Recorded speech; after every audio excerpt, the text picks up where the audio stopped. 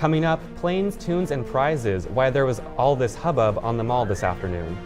And a local charity is dealing with a big loss. We'll tell you what you can do to help. Those stories and more right now on Murrow News 8. Public Broadcasting Studios on the campus of Washington State University. This is Murrow News 8. Good afternoon, I'm Alex McCollum. And I'm Jonah Oakley. Thank you for joining us for Murrow News 8. A team of Alaska Airlines executives were on campus today to celebrate their partnership with WSU. There was a presentation discussing the impact COVID-19 had on the airline, along with focusing on customer experiences. WSU System President Kirk Schultz had this to say about the partnership. Well, I think it's really great for Pullman students, faculty, and staff to be able to have a local airport that's just a few miles away, and that just makes travel more convenient. But I think it's really important as we build our business community here that folks can get in and out of our community much easier than they could if we didn't have that airport service. Students also had the opportunity at 12:30 in Terrell Library to win a free round trip to anywhere the airline serves through a paper airplane toss. Congratulations to Gabe Fossil and Evan Smith for winning those prizes. If you were walking on Greek Row this morning, you may have noticed something unusual. As you can see here, a Starline tour bus attempted to drive up Monroe Street next to the Delta Tau Delta fraternity, only to bottom out on the pavement, leaving the bus high-centered and obstructing the intersection. As of earlier this afternoon, the bus has been removed, leaving behind minor scrapes on the pavement. Pullman police are looking for a vehicle that they say was stolen from a children's donation organization. Murrow News 8 reporter Noah Bolter is at the scene. Noah? Thank you, Alex. I'm in front of Pullman Child Welfare right off of Stadium Way, where police say last week a maroon 1994 Dodge passenger van was stolen. The license plate is currently on your screen. If you want to grab a picture, keep your eyes open. The Welfare Center was started back in 1946 by a group of concerned citizens hoping to help families locally get the support that they need. Behind me you can see a food donation box. Behind the camera is a clothing donation box. The Welfare Center also accepts household donations during their operational hours on Saturdays from 9 to 11. For more information you can visit pullmanchildwelfare.org. Alex. Pullman utility customers will see a 4.5% rate increase on their November bill.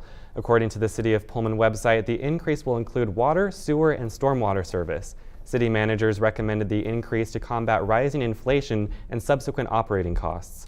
The City Council approved the increase at their September 27th meeting. Water and sewer rates have stayed consistent since 2019 and stormwater rates since 2011. This afternoon, the Pullman City Council is holding a town branding event at City Hall. Participants are encouraged to contribute to the discussion and help brainstorm methods for making Pullman a more compelling destination for tourists. The meeting is scheduled from 5:15 at Pullman City Hall, and all are encouraged to attend. The University of Idaho is hosting their Lauren McCluskey Memorial Walk today from 3 to 5 p.m. at the Dan O'Brien Track and Field Complex on campus. WSU held our McCluskey Walk earlier this month, as this is a series of events happening at colleges all across the U.S. in honor of the student athlete who was killed in 2018. If you're interested in participating today, visit the McCluskey Foundation website. Coming up, an update on the wildfires back west and how they're connected to the heat wave we've been experiencing this month. Plus, Daniela Julio Cano has one that heat will end when we continue on Murrow News 8.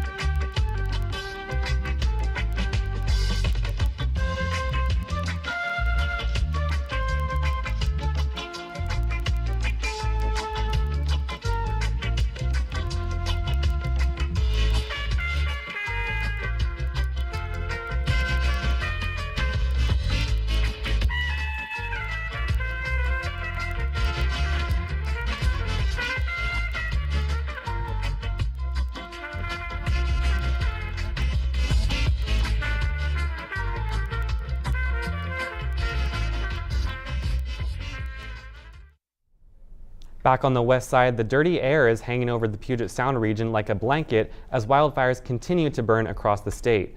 According to Cairo TV, most of the smoke is coming from the fires happening in Loch Katrine, Bolt Creek, and Seattle. An air quality alert for western Washington was put into effect over the past weekend. The alert has been extended until Thursday. The air quality rating will be moderate to unhealthy to those in sensitive groups, so those in sensitive groups might want to avoid being outside. And the smoky conditions back west are exacerbated by warm, dry conditions created by a ridge of high pressure, a ridge that's also affecting weather here in Pullman. Murrow News 8's Albert James has more. Ask anyone on campus. But it does seem a bit odd how hot it is considering that it is October. We had like the rain a couple weeks ago and it was kind of chilly, and now it's back to hot again, which kind of throws me off. Would love if it's a little cooler. I really like the fall, and it hasn't been very fall-like here. It's been a little warm for October. For the first 18 days of the month, temperatures have been warmer than normal for this time of year. On our warmest days, we reached a daily high of 79, 14 degrees higher than normal. Just on Monday, we were a whopping 17 degrees warmer than normal. And maybe you felt it too, walking out the door with a jacket in the morning, only to take it off in the afternoon because it's just too warm. But why? And that is due to a very persistent ridge of high pressure that's just been sitting over the northwest for almost 4 weeks now. Brown says the ridge has been pushing cooler weather up into Alaska and over to the eastern side of the country while keeping us warm. But what exactly is causing that ridge isn't clear. The atmosphere, it does what it wants to do. It just kind of, it gets these patterns in place, and it's amazing how sometimes the patterns will continue to develop, but then there's patterns like this where we just get stuck. And while the heat has been with us for a while, Brown says the ridge will move away, allowing for a cooler, wetter weekend. Reporting from Pullman, Albert James, Murrow News 8. And speaking of that cooler, wetter weekend, Daniela Juliocano joins us to break it down for us. Well, it is starting to get cooler, but before we get to that cool weather, we do need to go through these 2 days of heat. Let's go over to the weather wall to take a look at what the weather has in store for us. So today we're looking at a high of 71 with a low of 46. We do have those 3-mile-per-hour winds, and the sun rise today at 7:12 a.m. and it will set at 5:54 p.m. So we're definitely looking at those earlier, nights turning like you should be going to sleep due to the early nights of the sun setting. Tomorrow, we're looking at a high of 70 and a low of 43, with the winds being 5 to 9 miles per hour, sun rising at 7:14 a.m. with it setting around the same time as before at 5:52 p.m. Let's look over at the state map. And we see here, like I mentioned before, Pullman 71, 46, similar to Spokane 71 with a low of 41. And then taking a look at the Tri-Cities and Yakima 72 and 48. And like I said, in Yakima 75 and 45. Seattle's a little cooler with a high of 67 and a low of 51, and Olympia 71 to 47 of a low. Back to you guys at the desk. Daniela, thank you. Coming up, women's basketball is gaining national attention, and Coach Etheridge is staying put. We'll tell you when her contract was extended to. And the NBA season tipped off last night. Aaron Monson has your highlights plus who he's betting on after the break when we come back. Let me tell you about the toughest guy on earth. He does the work of 2 jobs, but only gets paid for one. He's tough enough to feed the man that gave him a lifetime of nourishment. He has the crazy strength to lift the man that raised him up without even flinching. That's right. No employee of the month bonus check here. This guy, no. This warrior will always be by his father's side, even if his dad will hardly remember. Good luck finding a gym to train for that. If this guy isn't the toughest guy on the planet, then I don't know who is. Caregiving is tougher than tough. Find the care guides you need at aarp.org/caregiving.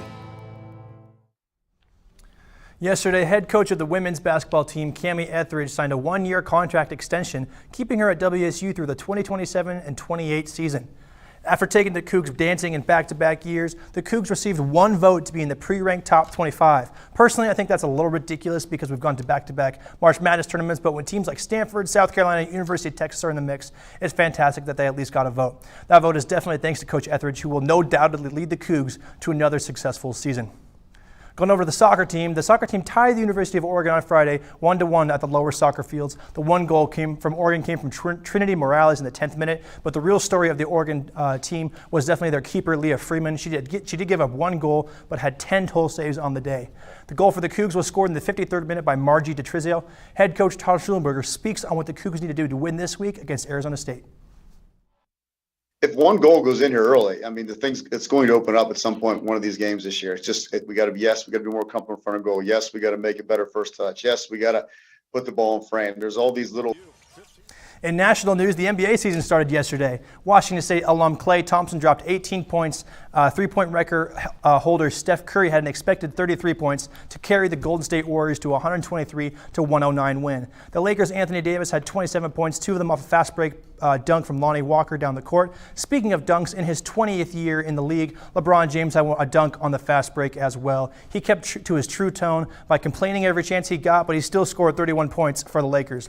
The Boston Celtics hosted the Philadelphia 76ers at home, showing off impressive ball movement to get Jason Tatum open for a three in the face of big man Joel Embiid.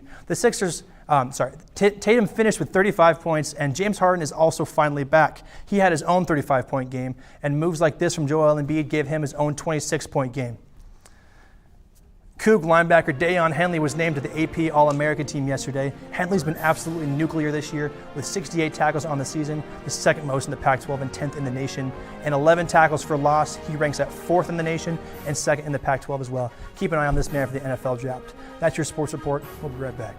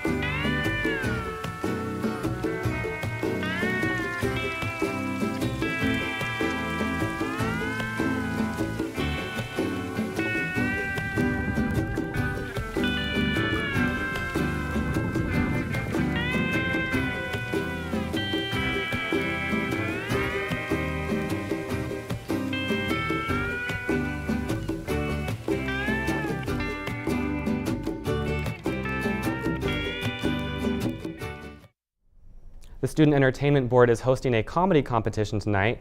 According to a tweet from the board, students can watch their peers compete to see who has the best jokes, and as an audience, vote to decide who the best performer is, and the winner will receive $500. The competition starts at 7 in the Compton Union Building Auditorium. Doors open at 6:30.